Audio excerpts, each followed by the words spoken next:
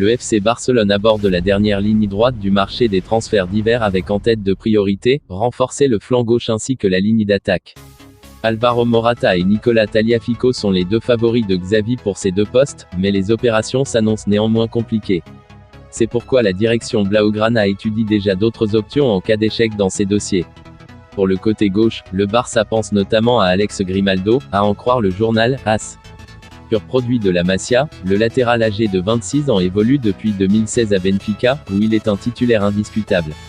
Toujours selon cette même source, Matteo Almani, le directeur général barcelonais, serait prêt à inclure le jeune Alejandro Balde dans le deal afin de convaincre les Aigles de Lisbonne de laisser filer Grimaldo dès cet hiver.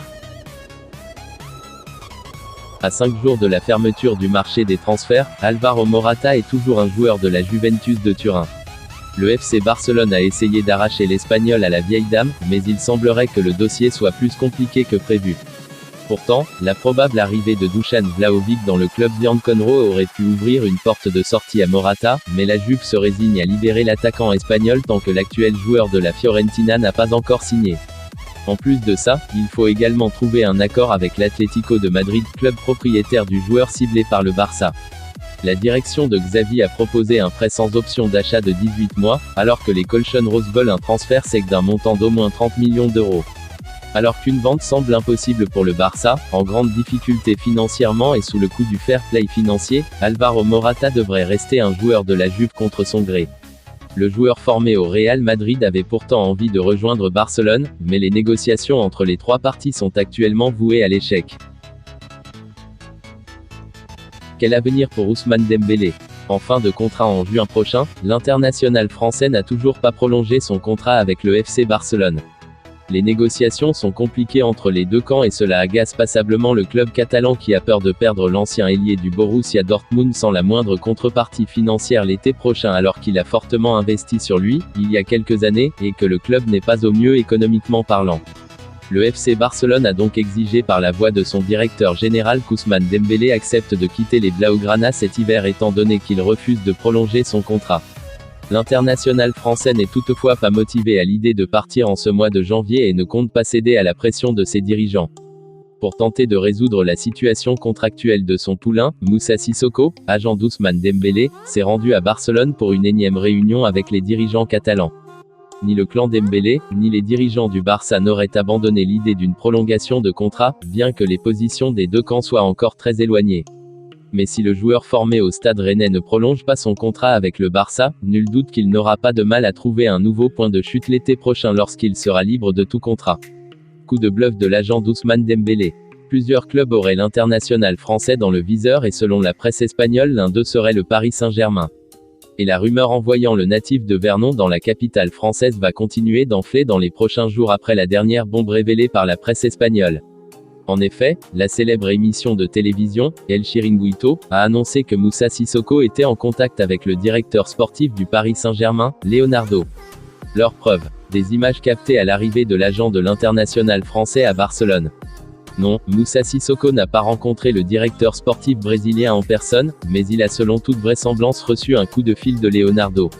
En effet, sur des images captées par la télévision espagnole, Moussa Sissoko tient son téléphone portable dans sa main gauche en sortant de l'aéroport et le regarde furtivement. Or, lors de ce regard assez furtif, l'agent d'Ousmane Dembélé reçoit un appel entrant sur WhatsApp au nom de Leonardo PSG. Reste à savoir s'il s'agissait réellement de Leonardo, le directeur sportif du PSG, ou si l'agent d'Ousmane Dembélé s'est amusé à brouiller les pistes et tente de faire monter les enchères en utilisant un autre contact pour le faire passer pour le directeur sportif du PSG dans son téléphone. Une chose est sûre, si Ousmane Dembélé ne prolonge pas avec le FC Barcelone, le nom du club de la capitale risque d'être de plus en plus régulièrement lié avec celui de l'international français. Aubameyang est sur la sellette à Arsenal après avoir eu plusieurs problèmes disciplinaires avec son entraîneur Mikel Arteta, qui lui a retiré le brassard de capitaine. C'est d'ailleurs pour cela que le club de Londres lui cherche une porte de sortie. C'est alors que le FC Séville et le FC Barcelone entrent dans la danse. Les deux clubs espagnols sont intéressés par l'ancien buteur du Borussia Dortmund, mais son salaire astronomique pose problème. Selon The Telegraph, le salaire de 20 millions d'euros par an d'Aubameyang est trop dur à assumer pour les deux clubs ibériques. Aucune des deux équipes n'a les moyens financiers pour s'aligner sur le salaire du Gabonais. PEA est sous contrat jusqu'en 2023 avec les Gunners, mais l'intention du club de Londres est clairement de le vendre le plus tôt possible. Le joueur devra donc faire certaines concessions s'il veut éviter d'être écarté du groupe d'Arteta jusqu'à la fin de son contrat. Le FC Barcelone continue de sonder le marché à la recherche d'éventuels renforts pour renforcer son effectif tout en essayant de ne pas faire de folie en raison de sa situation financière compliquée. Franck Kessié est l'un des joueurs qui intéressent le plus le club. Selon Xavi Campos de Catalunya Radio, des avancées importantes auraient été réalisées récemment pour trouver un accord avec le joueur le plus vite possible. Le journaliste a souligné que le club aurait presque tout réglé pour que le joueur de Milan rejoigne l'équipe de Xavi.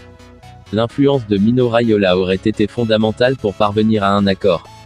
Il ne manquerait plus qu'à connaître les exigences de l'Ivoirien, qui termine son contrat avec l'AC Milan l'été prochain.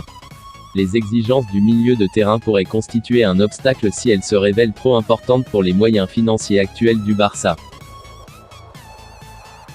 Merci d'avoir regardé cette vidéo, n'hésitez pas de liker la vidéo, et de vous abonner sur cette chaîne, et activer la cloche de notification pour ne rien manquer de mes prochaines vidéos.